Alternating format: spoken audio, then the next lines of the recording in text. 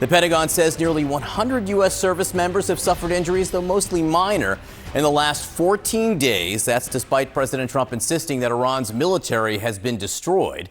New CNN reporting finds the Pentagon has been slow to disclose injuries. Officials cite security needs for those delays.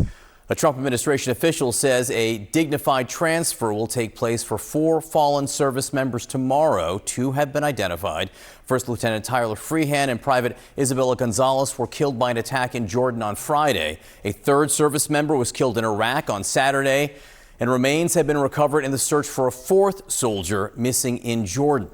Now, President Trump has warned that Iran will, quote, pay many times over every time it kills a U.S. service member. Let's get right to CNN's Betsy Klein live at the White House with all the latest developments this morning. Betsy, what are you learning?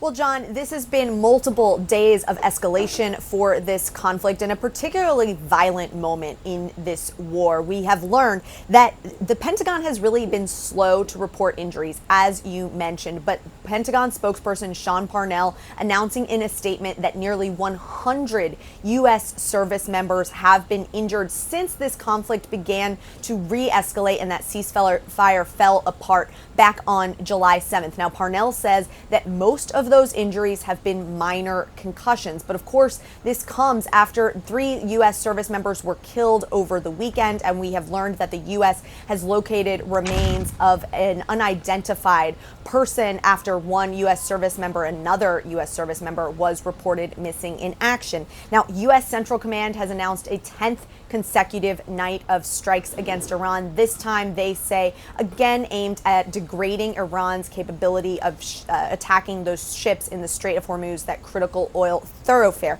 Now, this comes as mediators between the U.S. and Iran are floating the possibility of a 10-day ceasefire, an effort really here to get diplomacy back on track. Now, this proposal would include lifting restrictions in the Strait of Hormuz, and that comes as the U.S. has imposed this naval blockade on ships traveling to and from Iranian ports. And Iran, as I mentioned, has been firing on commercial shipping vessels in recent days. Now, as we think about where the administration's head is at, the U.S. official telling CNN in a statement, quote, right now, President Trump is focused on making Iran pay for their violations of the Memorandum of Understanding and their continued acts of terrorism in the Strait of Hormuz. In addition, the president will make Iran pay for the recent deaths of U.S. soldiers. That official goes on to say that diplomatic talks are continuing here. But in terms of next steps, it is possible that the Trump administration chooses to pursue this diplomatic off-ramp here. It is also possible the president has threatened to target Iran's critical infrastructure. That could include bridges, as well as Karg Island, a key oil hub that would almost certainly require boots on the ground. Now, President Trump is very angry. He's made that clear in a series of posts to social media that says Iran killing U.S. service members will have to pay, quote, many times over. He's set to meet with the president of Lebanon, a key ally in the region, later today, and tomorrow will pay his respects at Dover for that dignified transfer. Congressman, the cost of this war has been profound and in so many ways.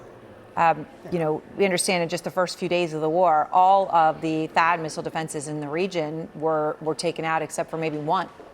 And there's a lot more where that came from. So there's that.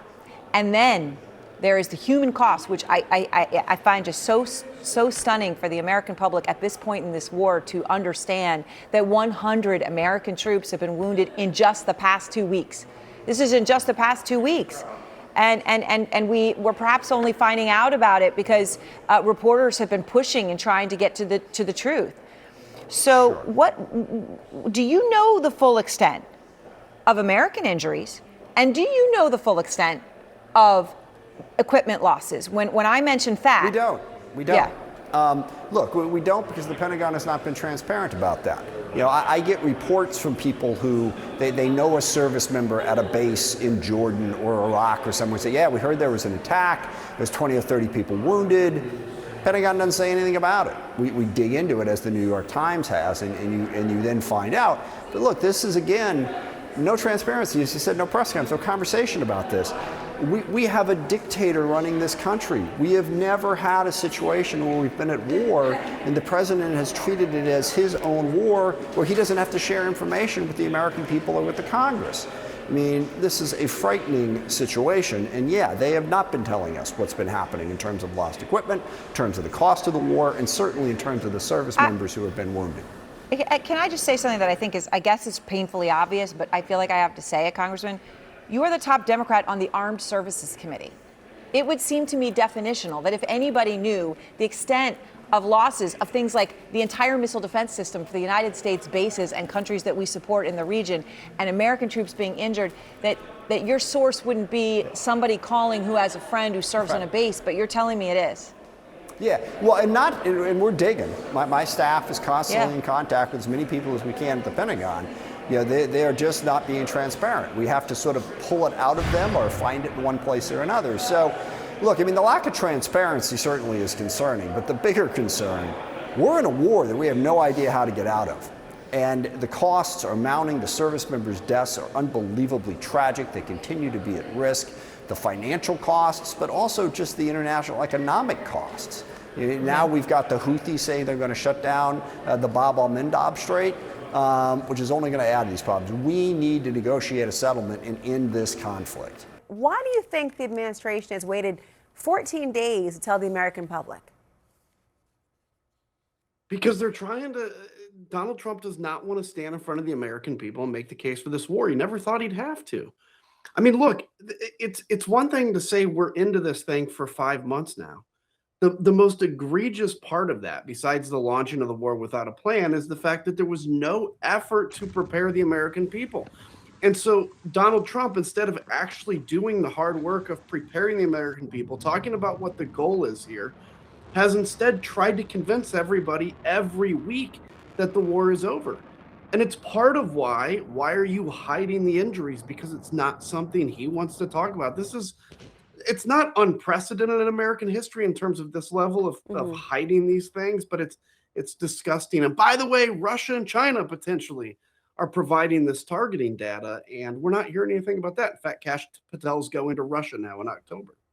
I want to hear more about that. General, the Pentagon previously told CNN that reporting delays that they're necessary to protect troops across the Middle East, and even top lawmakers have said that they're in the dark. Listen.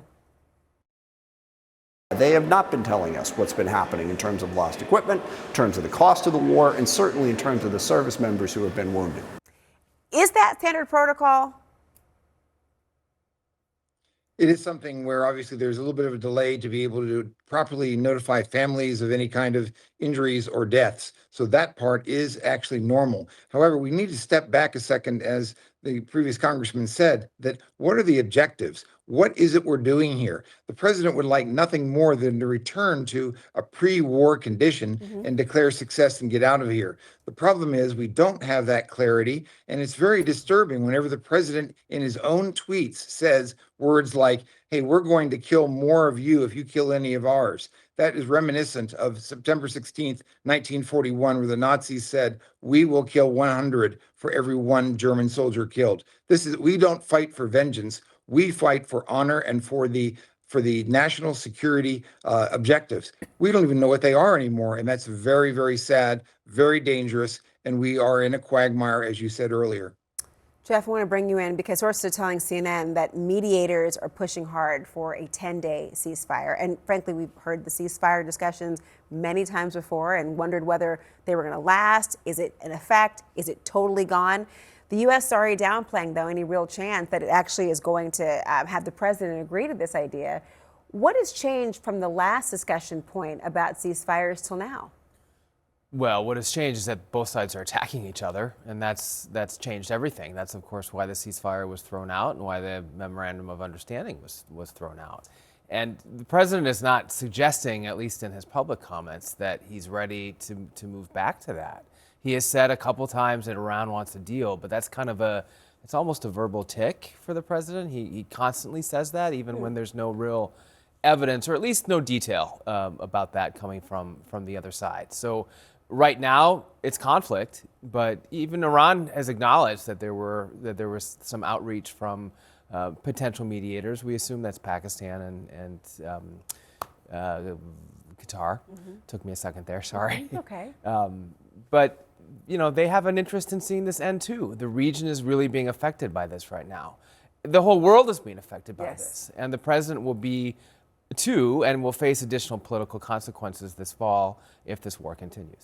General, Iran was able to successfully hit a U.S. airbase, not just once, but twice within a 2-day span. Do you think that Iran's firepower is more intact than the Pentagon's willing to admit here? Absolutely, yes. The president continues his propaganda that he has destroyed the Iranian military.